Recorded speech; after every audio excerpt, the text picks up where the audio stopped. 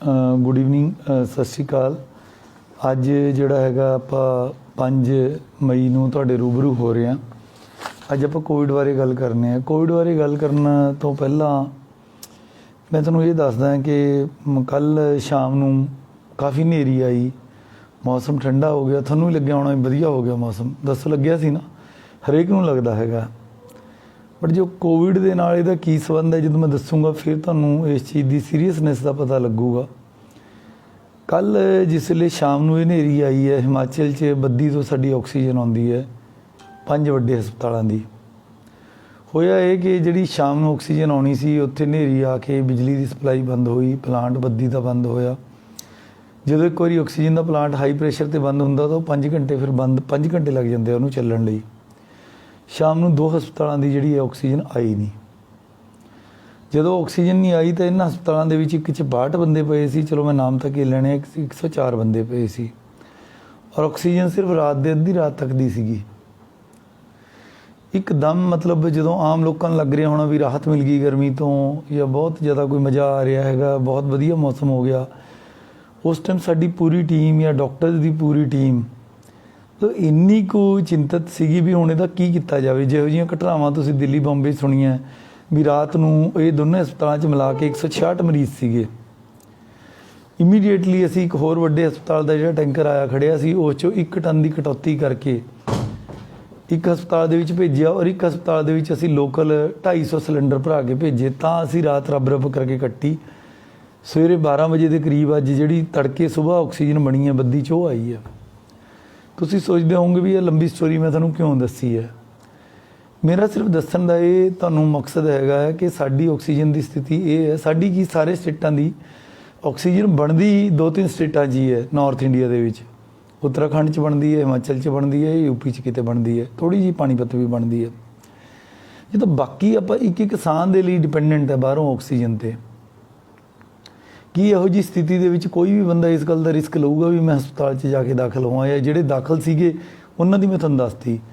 ਮਤਲਬ ਅਸੀਂ ਦਿਨ ਰਾਤ ਕੰਮ ਕਰਕੇ ਜਾਂ ਡਾਕਟਰਸ ਦੀ ਟੀਮ ਨੇ ਕੰਮ ਕਰਕੇ ਆਕਸੀਜਨ ਦੇ ਵਿਚਾਰੇ ਜਿਨ੍ਹਾਂ ਨੇ ਸਿਲੰਡਰ ਭਰੇ, ਜਿਨ੍ਹਾਂ 'ਚ ਵਰਤਮਾਨ ਸਟੀਲਸ ਵੀ ਹੈਗਾ, ਅੱਜ ਅਸੀਂ ਸਨਮਾਨ ਕਰਕੇ ਆਏ, ਵੈਲਟੈਕ ਵਾਲੇ ਵੀ ਨੇ, ਹੋਰ ਕਈ ਨੇ, ਕ੍ਰਿਸ਼ਨਾ ਏਜੰਸੀਜ਼ ਹੈ, ਕਈ ਨੇ, ਹਰਪ੍ਰੀਤ ਕਰਾਈਜੈਨਿਕਸ ਹੈ, ਕਿੰਨੇ ਹੀ ਨੇ, ਦਿਨ ਰਾਤ ਚਲੋ ਕੰਮ ਕਰ ਰਹੇ ਆ। ਸੋ ਮੇਰਾ ਇਹ ਸਾਰੀ ਸਟੋਰੀ ਤੁਹਾਨੂੰ ਦੱਸਣ ਦਾ ਇਹ ਭਾਵ ਸੀਗਾ ਕਿ ਸਥਿਤੀ ਸੀਰੀਅਸ ਹੈਗੀ ਹੈ। ਜਿਵੇਂ ਗੱਡੀ ਆਪਣੀ ਕੋਈ ਡਿਜ਼ਾਈਨਡ ਹੁੰਦੀ ਹੈ, ਉਸ 'ਤੇ ਜਦੋਂ ਉਹਦਾ ਸਪੀਡੋਮੀਟਰ ਹੈ ਉਹ 200 ਕਿਲੋਮੀਟਰ ਤੱਕ ਲਿਖਿਆ ਹੁੰਦਾ, ਜਾਂ 220 ਕਿਲੋਮੀਟਰ ਤੱਕ ਵੀ ਕਈ ਵਧੀਆ ਗੱਡੀਆਂ ਦਾ, ਲੁਧਿਆਣੇ ਦੇ ਲੋਕਾਂ ਕੋਲ ਬਹੁਤ ਵਧੀਆ ਗੱਡੀਆਂ ਨੇ, ਪਰ ਉਹ 220 ਤੇ ਥੋੜ੍ਹੀ ਹਮੇਸ਼ਾ ਚੱਲ ਸਕਦੀ ਹੈ ਗੱਡੀ। ਕੋਈ ਵੀ ਜ਼ਿੰਦਗੀ ਦੀ ਗੱਡੀ ਹੈ ਜਿਹੜੀ ਇਹ ਮੈਕਸਿਮਮ ਸਪੀਡ 'ਤੇ ਪੂਰਾ ਲੰਬਾ ਸਮਾਂ ਨਹੀਂ ਚੱਲ ਸਕਦੀ। 1-2 ਸੈਕਿੰਡ ਲਈ ਚੱਲ ਗਈ, ਕੋਈ ਤੁਹਾਡੀ ਜ਼ਿੰਦਗੀ ਨੂੰ ਪ੍ਰੋਬਲਮ ਆ ਗਈ। ਆਕਸੀਜਨ ਵਾਲੀ ਅਤੇ ਬੈੱਡਾਂ ਵਾਲੀ ਆਪਣੀ ਜਿਹੜੀ ਗੱਡੀ ਹੈ ਉਹ ਬਿਲਕੁਲ ਹੁਣ 200 ਵਾਲੀ ਸਪੀਡ 'ਤੇ ਵਾਲੀ ਗੱਲ ਹੈ। ਇਸ ਤੋਂ ਉੱਪਰ ਜੇ ਆਪਾਂ ਇਹਨੂੰ ਪੁਸ਼ ਕਰਾਂਗੇ, ਜਿਵੇਂ ਮੈਂ ਰਾਤ ਵਾਲੀ ਸਥਿਤੀ ਤੁਹਾਨੂੰ ਦੱਸੀ ਹੈ, ਜੇ ਅੱਜ ਖੁਦਾ ਨਾ ਖਾਸਤਾ ਉਹ ਬਿਜਲੀ ਬੱਦੀ ਅੱਜ ਸਵੇਰੇ ਵੀ ਨਾ ਚੱਲਦੀ ਔਰ ਦੁਪਹਿਰੇ ਵੀ ਨਾ ਆਉਂਦੀ, ਫਿਰ ਆਪਣਾ ਕੀ ਬਣਦਾ? ਅੱਜ ਦੀ ਡੇਟ 'ਚ ਆਪਣੇ ਕੋਲੇ ਲੈਵਲ 2 ਦੇ 1387 ਪੇਸ਼ੈਂਟ ਨੇ, 526 ਲੈਵਲ 3 ਦੇ ਹੋ ਗਏ। ਕੁੱਲ ਮਿਲਾ ਕੇ 1913 ਪੇਸ਼ੈਂਟ ਆਪਣੇ ਕੋਲ ਦਾਖਲ ਨੇ। ਪਿਛਲੀ ਲਹਿਰ ਦੇ ਵਿੱਚ ਇਹ 1100 ਸੀਗੇ, ਔਰ ਇਹ ਹਰ ਰੋਜ਼ ਇਹ ਸੰਖਿਆ ਵਧੀ ਜਾ ਰਹੀ ਹੈ। ਸੋ ਮੇਰਾ ਦੇਖੋ, ਜਿਵੇਂ ਕੋਈ ਸ਼ਿਪ ਦਾ ਕੈਪਟਨ ਬਣਿਆ ਹੁੰਦਾ ਹੈਗਾ, ਨਾਲ ਦੀ ਨਾਲ ਤੁਸੀਂ ਦੇਖਿਆ ਹੋਣਾ, ਤੁਸੀਂ ਜਹਾਜ਼ਾਂ 'ਚ ਬਹੁਤ ਬੰਦੇ ਤੁਹਾਡੇ 'ਚ ਸਫ਼ਰ ਕੀਤੇ ਹੋਣੇ ਆ, ਕਈਆਂ ਨੇ ਫਿਲਮਾਂ 'ਚ ਦੇਖਿਆ ਹੋਣਾ, ਜਿਹੜਾ ਪਾਇਲਟ ਹੈ ਉਹ ਮਿੰਟੋ ਮਿੰਟੀ 5-7 ਮਿੰਟਾਂ ਬਾਅਦ ਕੋਈ ਨਾ ਕੋਈ ਅਨਾਊਂਸਮੈਂਟ ਚੱਲਦੀ ਰਹਿੰਦੀ ਹੈ ਵੀ ਹੁਣ ਟਰਬੂਲੈਂਸ ਚੱਲ ਰਹੀ ਹੈ, ਆਪਣੀਆਂ ਪੇਟੀਆਂ ਬੰਨ੍ਹ ਲਓ। ਸਾਰੇ ਬੰਦੇ ਪੇਟੀਆਂ ਬੰਨ੍ਹ ਕੇ ਬਹਿ ਜਾਂਦੇ ਆ ਵੀ ਆ ਹੁਣ ਜਹਾਜ਼ ਨੂੰ ਖਤਰਾ ਹੋ ਸਕਦਾ, ਹੁਣ ਐਂ ਕਰ ਲਓ, ਹੁਣ ਆਕਸੀਜਨ ਲਾ ਲਓ, ਫਲਾਣਾ ਕਰ ਲਓ, ਢਿੰਗੜਾ ਕਰ ਲਓ। ਸਾਰੀ ਗੱਲ ਆਉਂਦੀ ਹੈ ਕਿ ਨਹੀਂ ਆਉਂਦੀ? ਤੋ ਸਾਰੇ ਕੋਈ ਇੱਕ ਕੈਪਟਨ ਦੇ ਤੌਰ 'ਤੇ ਜਾਂ ਇੱਕ ਜਿਹੜਾ ਕਿ ਉਹਨੂੰ ਜਹਾਜ਼ ਨੂੰ ਚਲਾਉਂਦਾ ਹੁੰਦਾ, ਸ਼ਿਪ ਨੂੰ ਚਲਾਉਂਦਾ ਹੁੰਦਾ, ਉਹਦੇ ਤੌਰ 'ਤੇ ਜੋ ਇਨਫੋਰਮੇਸ਼ਨ ਹੈ ਸਵਾਰੀਆਂ ਨਾਲ ਸਾਰੀ ਸਾਂਝੀ ਕਰਨੀ ਜ਼ਰੂਰੀ ਹੈ। ਪਰ ਸਵਾਰੀਆਂ ਲਈ ਵੀ ਜ਼ਰੂਰੀ ਹੈ ਕਿ ਉਸ ਦੀ ਸੀਰੀਅਸਨੈਸ ਨੂੰ ਸਮਝ ਕੇ ਆਪਾਂ ਉਹਨਾਂ ਨੂੰ ਫੋਲੋ ਕਰੀਏ। ਜਿਹੜੀ ਇਹ ਡੇ ਟੂ ਡੇ ਪ੍ਰੋਬਲਮਸ ਆਉਂਦੀਆਂ ਨੇ, ਇਹ ਮੇਰਾ ਸਾਰਾ ਤੁਹਾਨੂੰ ਦੱਸਣ ਦਾ ਇਹ ਹੈ ਕਿ ਇਹ ਜਿਹੜੇ ਬੈੱਡਸ ਨੇ, ਆਕਸੀਜਨ ਨੇ, ਇਹ ਸਾਰੀਆਂ ਬਣੀਆਂ ਨੇ, ਬਟ ਇਹ ਕੋਈ ਬਹੁਤੀ ਵਧੀਆ ਸਥਿਤੀ ਤਾਂ ਨਹੀਂ ਹੈ ਵੀ ਆਪਾਂ ਉਹਨਾਂ ਬੈੱਡਾਂ 'ਤੇ ਜਾ ਕੇ ਪਈਏ। ਉਸ ਆਕਸੀਜਨ ਨੂੰ ਲਾਉਣਾ ਵੀ ਮੂੰਹ 'ਤੇ ਕੋਈ ਬਹੁਤ ਜ਼ਿਆਦਾ, it is not very comfortable position. ਉਹਨਾਂ ਪਰਿਵਾਰਾਂ ਨੂੰ ਜਾਂ ਜਿਹੜੇ ਮਰੀਜ਼ ਠੀਕ ਹੋ ਕੇ ਆਏ ਹੈ, ਕਿਸੇ ਵੇਲੇ ਤੁਸੀਂ ਗੱਲ ਕਰੋ, ਤੁਹਾਡੇ ਵੀ ਬਹੁਤ ਸਾਰੇ ਰਿਸ਼ਤੇਦਾਰ ਠੀਕ ਹੋਏ ਹੋਣਗੇ, ਉਹਨਾਂ ਨੂੰ ਪੁੱਛੋ, ਇਟਸ ਵੈਰੀ ਬੈਡ ਸਟੇਟ। ਸਾਡੇ ਵਰਗੇ ਜਿਹੜੇ ਕੰਮ ਕਰ ਰਹੇ ਹੈ, ਫਰੰਟ ਲਾਈਨ ਵਰਕਰ ਕੰਮ ਕਰ ਰਹੇ ਹੈ, ਰੇਹੜੀ ਫੜੀ ਵਾਲੇ ਕਰ ਰਹੇ ਹੈ, ਗਰੀਬ ਆਦਮੀ ਕੋਈ ਆਟੋ ਚਲਾਉਂਦਾ, ਕੋਈ ਰਿਕਸ਼ਾ ਚਲਾਉਂਦਾ, ਕੋਈ ਮਜ਼ਦੂਰੀ ਕਰਦਾ, ਉਹਨਾਂ ਦੀ ਤਾਂ ਚਲੋ ਮਜਬੂਰੀ ਹੈ। ਸੋ ਇਸ ਕਰਕੇ ਜਿਹੜੇ ਬੰਦੇ ਇਸ ਤੋਂ ਬਚ ਸਕਦੇ ਇਸ ਕਹਿਰ ਤੋਂ, ਉਹ ਕਿਰਪਾ ਕਰਕੇ, ਹੁਣ ਮੈਂ ਦੇਖ ਰਿਹਾ, ਅੱਜ ਮੈਂ ਹੁਣੇ ਬਾਜ਼ਾਰ 'ਚ, ਮੈਂ ਤੇ ਸੀਪੀ ਸਾਹਿਬ ਗੇੜਾ ਕੱਢਣ ਗਏ ਸੀ ਔਰ ਮੈਂ ਦੇਖਿਆ ਵੀ ਦੁਕਾਨਾਂ ਬੰਦ ਨੇ, ਜਸਟ ਇੱਕ ਤਫਰੀਹ ਲਈ ਲੋਕ ਬੈਠੇ ਹੈ। ਜੇ ਆਪਾਂ ਦੁਕਾਨਾਂ ਦੇ ਬਾਹਰ ਬੈਠੇ ਹੀ ਰਹਿਣਾ ਵੀ 9 ਤੋਂ 6 ਕਿਸੇ ਨੇ ਰੋਕਣਾ ਨਹੀਂ, ਵੀ 6 ਵਜੇ ਹੀ ਸਾਇਰਨ ਵੱਜਣਾ, ਫਿਰ ਤਾਂ ਮਿੱਤਰੋ ਤੁਹਾਡੀ ਮਰਜ਼ੀ ਹੈਗੀ ਹੈ। ਬਟ ਆਪਾਂ ਫਿਰ ਬਿਮਾਰੀ ਦਾ ਆਪਾਂ ਉਨੀ ਲੈ ਕੇ ਆਉਣ ਦਾ ਆਪਣਾ ਹਰਜ਼ਾ ਹੈਗਾ। ਅੱਜ ਦੇ ਜਿਹੜੇ ਸਵਾਲ ਵੀ ਨੇ ਉਹ ਜ਼ਿਆਦਾਤਰ ਇਸੇ ਗੱਲ 'ਤੇ ਕੌਨਸਨਟ੍ਰੇਟਡ ਨੇ ਕਿ ਵੀ ਕਰਫਿਊ ਇੱਦਾਂ ਨਹੀਂ ਇੱਦਾਂ ਹੋਣਾ ਚਾਹੀਦਾ ਸੀ, ਉਹ ਦੁਕਾਨ ਖੁੱਲ੍ਹਣੀ ਚਾਹੀਦੀ ਸੀ, ਉਹ ਨਹੀਂ ਖੁੱਲ੍ਹਣੀ ਚਾਹੀਦੀ ਸੀ।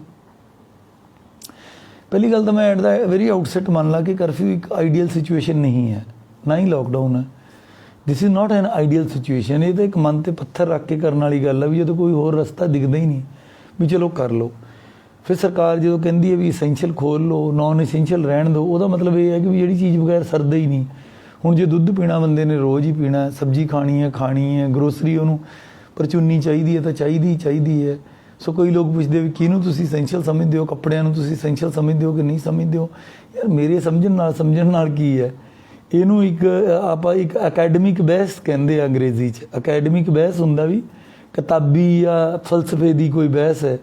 ਜਦੋਂ ਫ੍ਰੀ ਸਮਾਂ ਹੋਊਗਾ ਜਿੰਨੀ ਮਰਜ਼ੀ ਲੰਬੀ ਕਰ ਲਓ, ਇਹਦਾ ਕੋਈ ਅੰਤ ਨਹੀਂ ਹੈਗਾ।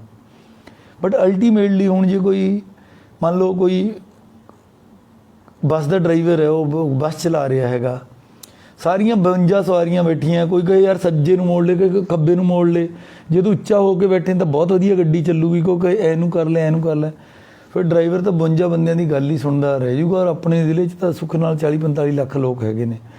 ਸੋ ਕਈ ਵਾਰੀ ਇਹ ਡਰਾਈਵਰ ਦੀ ਸਮਝ 'ਤੇ ਵੀ ਹੁੰਦਾ ਹੈ, ਕੋਈ ਠੀਕ ਵੀ ਹੋ ਸਕਦਾ, ਗਲਤ ਵੀ ਹੋ ਸਕਦਾ। ਔਰ ਮੈਂ ਤਾਂ ਪਹਿਲਾਂ ਹੀ ਮੰਨ ਰਿਹਾ ਵੀ ਇਹ ਕਰਫਿਊ ਵਗੈਰਾ ਇਹ ਕੋਈ ਆਈਡੀਅਲ ਸਥਿਤੀ ਨਹੀਂ ਹੈ।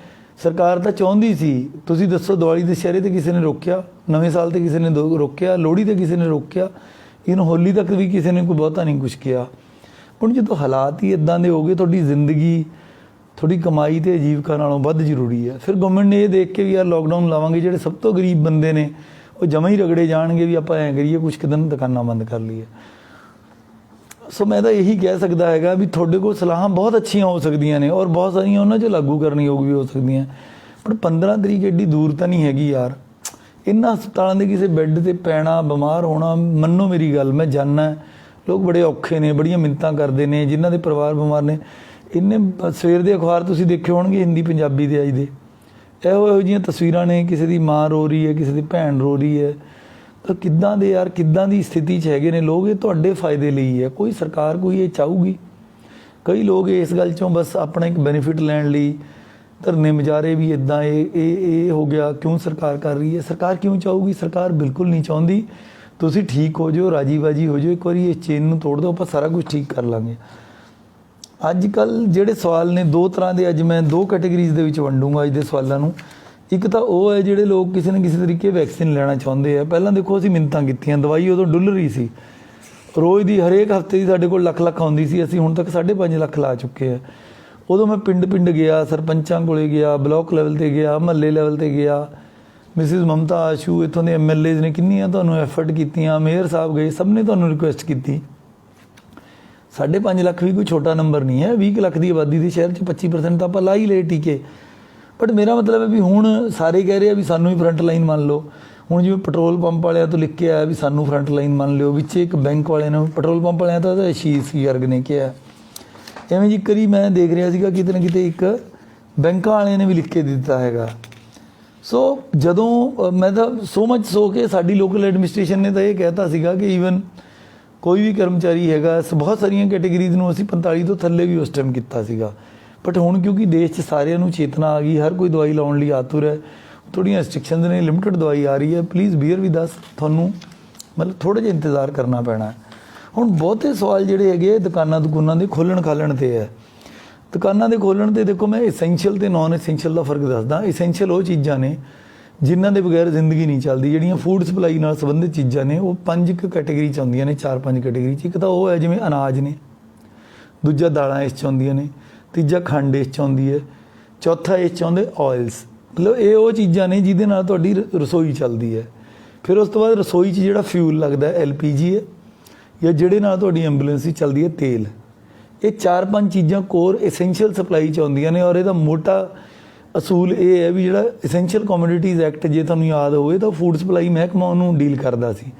ਤੋ ਜਿਹੜੀਆਂ ਚੀਜ਼ਾਂ ਨੂੰ ਫੂਡ ਸਪਲਾਈ ਮਹਿਕਮਾ ਡੀਲ ਕਰਦਾ ਉਹ ਐਸੈਂਸ਼ੀਅਲ 'ਚ ਆ ਜਾਂਦੇ ਨੇ।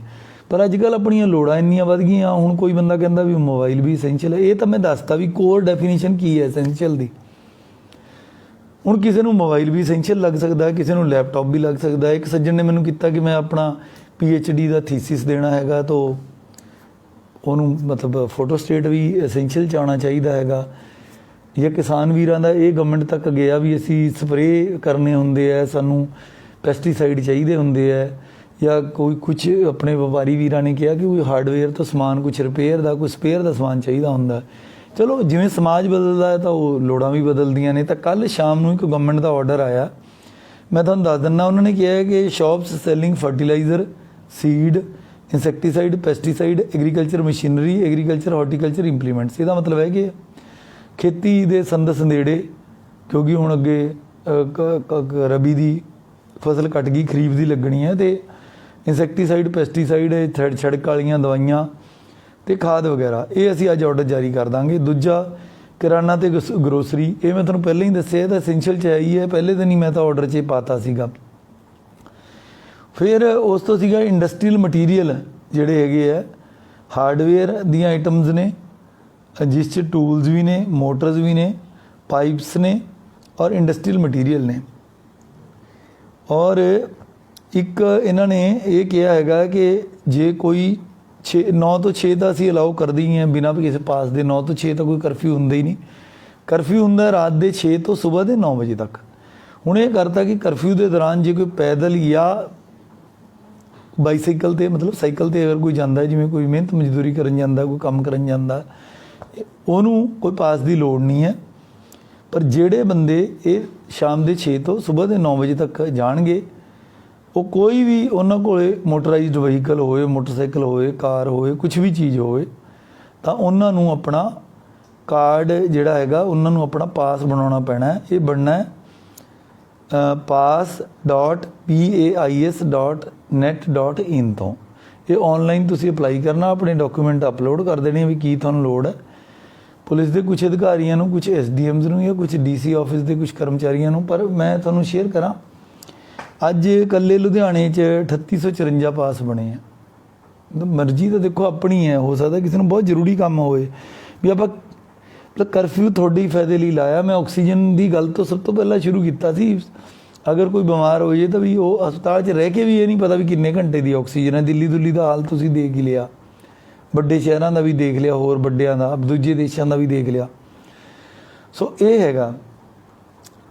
ਕੁਛ ਲੋਕਾਂ ਦਾ ਇਤਰਾਜ਼ ਇਹ ਵੀ ਹੈ ਕਿ ਵੀ ਜਿਹੜੇ ਠੇਕੇ ਆ ਉਹ ਐਸੈਂਸ਼ੀਅਲ ਦੇ ਵਿੱਚ ਕਿਉਂ ਅਪਲਾਈ ਕੀਤੇ ਆ। ਦੇਖੋ ਆਪਾਂ ਸਿਟੀਜ਼ਨਸ ਹੈਗੇ ਆ, ਐਕਸਾਈਜ਼ ਪਾਲਿਸੀ ਦੇ ਤਹਿਤ ਇਹ ਪੂਰੇ ਸਾਲ ਲਈ ਜਿਹੜੀ ਇਹਨਾਂ ਦੀ ਆਕਸ਼ਨ ਹੋ ਕੇ ਗਵਰਨਮੈਂਟ ਦੀਆਂ ਕੁਝ ਪਾਲਿਸੀਜ਼ ਨੇ, ਉਹਨਾਂ ਦੇ ਤਹਿਤ ਨੰਬਰ ਆਫ ਡੇਜ਼ ਜਿਹੜੇ ਇਹਦੇ ਆਫ ਦੇਣੇ ਹੁੰਦੇ ਨੇ, ਉਹਦੀ ਇੱਕ ਲਿਮਿਟ ਹੈਗੀ ਆ। ਸ਼ਾਇਦ ਉਹ ਐਕਸਾਈਜ਼ ਪਾਲਿਸੀ ਦੀ ਮਜਬੂਰੀ ਰਹੀ ਹੋਣੀ ਹੈ, ਬਟ ਜੋ ਵੀ ਗਵਰਨਮੈਂਟ ਦੀ ਪਾਲਿਸੀ ਹੈ ਉਹ ਤੁਹਾਡੇ ਸਾਹਮਣੇ ਹੈਗੀ ਆ। ਔਰ ਦੂਜਾ ਮੈਂ 1 ਬਾਈ 1 ਅਗਰ ਲਵਾਂ ਤਾਂ ਇਹ ਵਰਿੰਦਰ ਸਿੰਘ ਜੀ ਦਾ ਇੱਕ ਸਵਾਲ ਹੈ। ਉਹਨਾਂ ਦਾ ਇਹ ਕਹਿਣਾ ਕਿ 40% ਲੋਕ ਤਾਂ ਜੀ ਸੜਕਾਂ 'ਤੇ ਤੁਰੇ ਫਿਰਦੇ ਆ, ਵੀ ਇਹਦੇ ਨਾਲ ਕੋਈ ਗੱਲ। ਵਰਿੰਦਰ ਜੀ, ਮੈਂ ਤੁਹਾਡੇ ਨਾਲ ਸਹਿਮਤ ਹੈਗਾ। ਮਤਲਬ ਗਵਰਨਮੈਂਟ ਨੇ ਤਾਂ ਆਪਣਾ ਰੈਵਨਿਊ ਛੱਡ ਕੇ ਜਿਹੜਾ ਹੈਗਾ ਇਹ ਸ਼ਾਪਸ ਨੂੰ ਬੰਦ ਕਰਨ ਦਾ ਕੀਤਾ, ਲੋਕਾਂ ਦੀ ਸਹੂਲਤ ਲਈ ਕੀਤਾ। ਲੋਕਾਂ ਨੂੰ ਮੇਰੀ ਬੇਨਤੀ ਹੈ ਕਿ ਗੈਰ ਜ਼ਰੂਰੀ ਕੰਮਾਂ ਲਈ ਨਾ ਨਿਕਲਣ। ਬਾਕੀ ਹੁਣ ਇਹ ਪਾਸ ਵਾਲੀ ਗੱਲ ਹੋ ਗਈ ਤਾਂ ਮੈਨੂੰ ਲੱਗਦਾ ਹੋਰ ਲੋਕ ਘਟਣਗੇ। ਇੱਕ ਸੁਖਮੀਤ ਸਿੰਘ ਪਟੇਜਾ ਜੀ ਨੇ ਕਿਹਾ ਕਿ ਬੈਂਕਾਂ ਦੇ ਬਾਹਰ ਲਾਈਨ ਲੱਗੀ ਹੈ। ਇਹ ਮੈਂ ਜ਼ਰੂਰ ਜਿਹੜੇ ਸਾਡੇ ਲੀਡ ਬੈਂਕ ਮੈਨੇਜਰ ਨੇ ਉਹਨਾਂ ਨਾਲ ਗੱਲ ਕਰੂੰਗਾ, CP ਸਾਹਿਬ ਨੂੰ ਵੀ ਰਿਕੁਐਸਟ ਕਰੂੰਗਾ। ਫਿਰੋਜ਼ ਆਲਮ ਜੀ ਨੇ ਰਿਕੁਐਸਟ ਕੀਤੀ ਹੈ ਕਿ ਔਡ ਈਵਨ ਕਰੋ। ਫਿਰੋਜ਼ ਜੀ, ਮੈਂ ਤੁਹਾਨੂੰ ਦੱਸਿਆ ਵੀ ਤੁਹਾਡੀ ਸਲਾਹ ਚੰਗੀ ਹੈ, ਬਹੁਤ ਸਲਾਹਾਂ ਚੰਗੀਆਂ ਹੋ ਸਕਦੀਆਂ ਨੇ, ਬਟ ਜਦੋਂ ਆਪਾਂ ਡਰਾਈਵਰ ਸੀਟ 'ਚ ਇੱਕ ਵਾਰੀ ਬਿਠਾ ਦਿੰਦੇ ਹਾਂ, ਮਤਲਬ ਜਿਹੜੀ ਗਵਰਨਮੈਂਟ ਹੈਗੀ ਹੈ ਉਹਨਾਂ ਦੇ ਜੋ ਫੈਸਲੇ ਨੇ, ਸਮਬਡੀ ਹੈਜ਼ ਟੂ ਡਿਸਾਈਡ। ਤੋ ਇਸ ਕਰਕੇ ਆਪਾਂ ਨੂੰ ਜੋ ਫਾਰਮੂਲਾ ਆਇਆ ਹੈਗਾ ਉਹਨੂੰ ਆਪਾਂ ਲਾਗੂ ਕਰੀਏ ਚੰਗੀ ਤਰ੍ਹਾਂ। 2 ਹਫ਼ਤਿਆਂ ਦੀ ਗੱਲ ਹੈ, ਇਹ ਤੋਂ ਜ਼ਿਆਦਾ ਲੰਬੀ ਚੌੜੀ ਹੈ ਨਹੀਂ। ਕਿਤੇ ਵੀ ਆ ਜੇ 2-3 ਹਫ਼ਤਿਆਂ 'ਚ ਇਹਨੇ ਕਰਵ ਨੇ ਥੱਲੇ ਆ ਜਾਣਾ ਹੁੰਦਾ। ਵੀਕਐਂਡ ਦਾ ਆਪਣਾ ਕਰਫਿਊ ਹੋਏ ਅਤੇ ਰੋਜ਼ ਦਾ ਰਾਤ ਦਾ ਜੇ ਆਪਾਂ ਚੰਗੀ ਤਰ੍ਹਾਂ ਕਰੀਏ ਤਾਂ ਆਪਾਂ ਨੂੰ ਐਡੀ ਲੋੜ ਹੀ ਨਹੀਂ ਇਸ 'ਚ। ਸਤਿੰਦਰ ਸਹਿਗਲ ਜੀ ਕਹਿੰਦੇ ਆ ਕਿ ਪੂਰੀ ਸਖਤੀ ਫੁੱਲ ਕਰ ਦਿਓ ਜੀ, ਫੁੱਲ ਲੋਕਡਾਊਨ ਲਾ ਦਿਓ। ਸਤਿੰਦਰ ਸਹਿਗਲ ਸਾਹਿਬ, ਇਹਦੀਆਂ ਕੁਛ ਆ ਗਈਆਂ ਸਮੱਸਿਆਵਾਂ ਨੇ। ਜਿਹੜੀ ਸਾਡੀ ਬਾਹਰੋਂ ਮਾਈਗ੍ਰੇਸ਼ਨ ਕਰਕੇ ਜਿਹੜੇ ਵਰਕਰਸ ਵਗੈਰਾ ਆਉਂਦੇ ਨੇ, ਪਿਛਲੀ ਵਾਰ ਆਪਾਂ ਦੇਖਿਆ ਕਿ ਜਦੋਂ ਫੁੱਲ ਲੋਕਡਾਊਨ ਲੱਗਦਾ, ਸਰਕਾਰ ਦੀ ਇੱਕ ਮਜਬੂਰੀ ਹੈ ਕਿ ਮੈਨੂਫੈਕਚਰਿੰਗ ਇੰਡਸਟਰੀ ਜਦੋਂ ਬੰਦ ਹੁੰਦੀ ਹੈ ਤਾਂ ਇਹ ਸੜਕਾਂ 'ਤੇ ਚਾਲੇ ਪਾ ਦਿੰਦੇ ਆ, ਉਹਦੇ ਨਾਲ ਬਿਮਾਰੀ ਵੀ ਫੈਲਦੀ ਹੈ ਔਰ ਕੰਮ ਬਹੁਤ ਜ਼ਿਆਦਾ ਵੱਧਦਾ। ਸੋ ਇਹੀ ਹੈ ਵੀ ਜਿਹੜੇ ਬੰਦੇ ਐਟਲੀਸਟ ਘਰੇ ਬੈਠ ਸਕਦੇ ਨੇ ਕੁਛ ਦਿਨਾਂ ਲਈ ਬਹਿ ਜਾਣ। ਮੁੜ ਕੇ ਤਾਂ ਯਾਰ ਪਿਛਲੇ 6 ਮਹੀਨੇ ਵੀ ਬਿਜ਼ਨਸ ਵਧੀਆ ਚੱਲਿਆ। ਆਫਟਰ ਦੀਵਾਲੀ ਵੀ ਮੈਨੂੰ ਲੋਕ ਦੱਸ ਕੇ ਗਏ ਨੇ ਕਿ ਜਿੰਨਾ ਕੁ ਡਾਊਨ ਗਿਆ ਸੀ ਡਿਊਰਿੰਗ ਕੋਵਿਡ, ਸਰਦੀ ਦੇ ਦੌਰਾਨ ਵੀ ਹੌਜ਼ਰੀ ਦੀ ਡਿਮਾਂਡ ਵੀ ਅੱਛੀ ਆਈ ਹੈ, ਸਾਈਕਲ ਦੀ ਡਿਮਾਂਡ ਵੀ ਅੱਛੀ ਆਈ ਹੈ, ਸਪੇਅਰ ਪਾਰਟਸ ਦੀ ਡਿਮਾਂਡ ਵੀ ਅੱਛੀ ਆਈ ਹੈ। ਲੈਟਸ ਬੀ ਓਨੈਸਟ ਵਿਦ ਆਰਸੈਲਸ, ਕਿਉਂਕਿ ਇਹ ਸਾਰੇ ਫਿਗਰ ਦਾ ਡਾਟਾ, ਟੈਕਸਿਸ ਦਾ, ਵਪਾਰੀਆਂ ਨਾਲ ਮੇਲ ਮੁਲਾਕਾਤ, ਵਪਾਰ ਬਾਰੇ ਸਾਰੀ ਗੱਲ ਇਹ ਆਉਂਦੀ ਤਾਂ ਰਹਿੰਦੀ ਹੈਗੀ ਹੈ। No doubt it's not very ideal situation, ਮਤਲਬ ਵਪਾਰ ਨੂੰ ਬੰਦ ਕਰਨਾ ਇਹ ਬਹੁਤ ਅੱਛੀ ਗੱਲ ਨਹੀਂ ਹੈ। ਬਟ ਜਿੱਥੇ ਇਕੋਨਮੀ ਅਤੇ ਲੋਕਾਂ ਦੀ ਜਾਨ ਦੀ ਗੱਲ ਆ ਜੇ ਤਾਂ ਮੈਨੂੰ ਲੱਗਦਾ ਲੋਕਾਂ ਦੀ ਜਾਨ ਨੂੰ ਤਰਜੀਹ ਦੇਣੀ ਚਾਹੀਦੀ ਹੈ। ਆਸ਼ੀਸ਼ ਜਨੇਜਾ ਜੀ ਦਾ ਇਹ ਕਹਿਣਾ ਹੈਗਾ ਕਿ ਗਰੋਸਰੀ ਡਿਪਾਰਟਮੈਂਟ, ਗਰੋਸਰੀ ਤਾਂ ਮੈਂ ਕਹਿ ਹੀ ਦਿੱਤਾ ਜੀ, ਗਰੋਸਰੀ ਅਤੇ ਮਿਲਕ ਦੀਆਂ ਸ਼ਾਪਸ ਤਾਂ ਖੁੱਲ੍ਹੀਆਂ ਰਹਿ ਸਕਦੀਆਂ ਨੇ 9 ਤੋਂ 5। ਕੰਸਟਰਕਸ਼ਨ ਅਲਾਊਡ ਹੈਗੀ ਹੈ। ਕੰਸਟਰਕਸ਼ਨ ਦੇ ਨਾਲ ਜਿਹੜਾ ਜ਼ਰੂਰੀ ਸਮਾਨ ਹੈ, ਨੈਚੁਰਲੀ ਕੰਸਟਰਕਸ਼ਨ ਵਾਲਾ ਸਮਾਨ ਤਾਂ ਚੱਲੂਗਾ ਜਦੋਂ ਕੰਸਟਰਕਸ਼ਨ ਅਲਾਊਡ ਹੈ ਜੀ। ਹੈਰੀ ਗਰਗ ਵੀ ਇਹੀ ਕਹਿੰਦੇ ਆ, ਹੈਰੀ ਗਰਗ ਜੀ ਕਹਿੰਦੇ ਆ ਕਿ ਵੀ ਬਾਹਰ ਲੋਕ ਘੁੰਮ ਰਹੇ ਆ ਜੀ। ਠੀਕ ਹੈ, ਆਪਾਂ ਸਮਝਾਈਏ ਜੀ, ਪੁਲਿਸ ਵੀ ਸਮਝਾ ਰਹੀ ਹੈ, ਮੈਂ ਵੀ ਕੋਸ਼ਿਸ਼ ਕਰੂੰਗਾ ਕਿ ਨਾ ਘੁੰਮਣ ਜੀ। ਬਿਜਲੀ ਦੀਆਂ ਦੁਕਾਨਾਂ ਬਾਰੇ ਹਰਮਨਦੀਪ ਸਿੰਘ ਜੀ, ਬਿਜਲੀ ਦੀਆਂ ਦੁਕਾਨਾਂ ਅਸੀਂ ਨਹੀਂ ਅਲਾਉ ਕੀਤੀਆਂ, please bear with us. No doubt ਬਿਜਲੀ ਅੱਜ ਕੀ ਜ਼ਰੂਰਤ ਬਣ ਗਈ ਹੈ, ਬਟ ਜੇ ਆਪਾਂ ਇੱਦਾਂ ਕਰਦੇ ਕਰਦੇ ਸਾਰਾ ਕੁਝ ਖੋਲਾਂਗੇ, ਸਾਰਾ ਕੁਝ ਹੀ ਜ਼ਰੂਰੀ ਹੈ। ਬੱਚਿਆਂ ਦੀ ਸਟੇਸ਼ਨਰੀ ਵੀ ਜ਼ਰੂਰੀ ਹੈ, ਸਾਰਾ ਕੁਝ ਹੀ, ਕਿਹੜੀ ਚੀਜ਼ ਜ਼ਰੂਰੀ ਨਹੀਂ ਅੱਜ ਦੇ ਜ਼ਮਾਨੇ 'ਚ, ਪਰ ਸਿਹਤ ਸਭ ਤੋਂ ਜ਼ਰੂਰੀ ਹੈ। ਦਲਜੀਤ ਚੱਗੜ ਜੀ ਵੀ ਕਹਿੰਦੇ ਹੈ ਕਿ ਇਹਨਾਂ ਨੂੰ ਵੀ ਸ਼ਾਇਦ ਪਸੰਦ ਨਹੀਂ ਆਇਆ ਲਾਕਡਾਊਨ ਜਾਂ ਜਿਹੜਾ ਇਹ ਕਰਫਿਊ ਕਰਨ ਲੱਗਿਆ ਹੈਗਾ। ਸੋ ਮੈਨੂੰ ਵੀ ਨਹੀਂ ਪਸੰਦ, ਬਟ ਮਜਬੂਰੀ ਹੈ। ਸਾਹਿਲ ਸੁਨੇਜਾ ਜੀ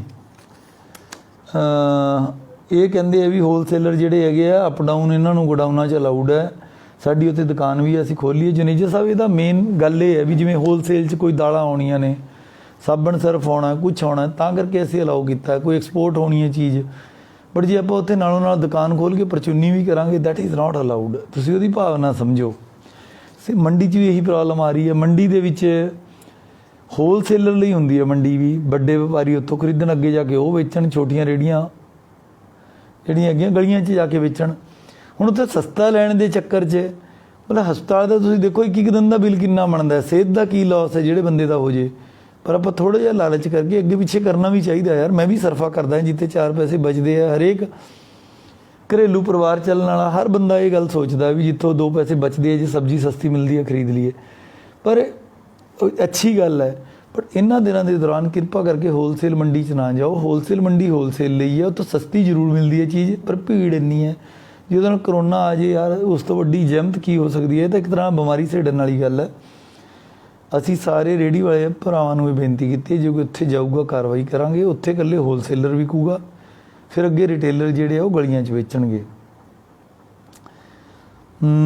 ਟਿਊਸ਼ਨ ਸੈਂਟਰ ਚੱਲ ਰਿਹਾ, ਆਨੰਦ ਸਿੰਘ ਦਾ ਕਹਿਣਾ। ਆਨੰਦ ਸਿੰਘ ਜੀ, ਜੇ ਤੁਹਾਨੂੰ ਕੋਈ ਹੈਗੀ ਇੱਦਾਂ ਦੀ ਸੂਚਨਾ ਮੈਨੂੰ ਵਟਸਐਪ ਕਰ ਦਿਓ। ਸਾਡੇ ਵੱਲੋਂ ਤਾਂ ਬੰਦ ਨੇ, ਜੇ ਕੋਈ ਕਰੂਗਾ ਮੈਂ CP ਸਾਹਿਬ ਨੂੰ ਕਹਿ ਕੇ we will take very strict action.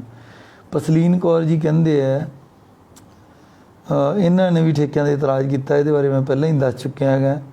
Pankaj ਅਤੇ ਰੇਖਾ ਵਿਜ ਇਹਨਾਂ ਦਾ ਇਹ ਕਹਿ ਰਹੇ ਹੈ ਕਿ ਵੀ ਆਪਾਂ ਨੂੰ ਕਰੋਨਾ ਦਾ ਟੈਸਟ ਕਰਾਉਣਾ ਚਾਹੀਦਾ ਹੈਗਾ। ਇਹ ਬਿਲਕੁਲ ਠੀਕ ਹੈ, ਸਾਰਿਆਂ ਨੂੰ ਆਪਾਂ ਨੂੰ ਧਿਆਨ ਰੱਖਣਾ ਚਾਹੀਦਾ, ਟੈਸਟ ਕਰਾਉਣਾ ਚਾਹੀਦਾ। ਪਿਊਸ਼ ਬੰਸਲ ਇਹਨਾਂ ਨੇ ਕਿਹਾ ਬੈਂਕਰਸ ਦੀ ਟੈਸਟਿੰਗ ਹੋਣੀ ਚਾਹੀਦੀ ਹੈ।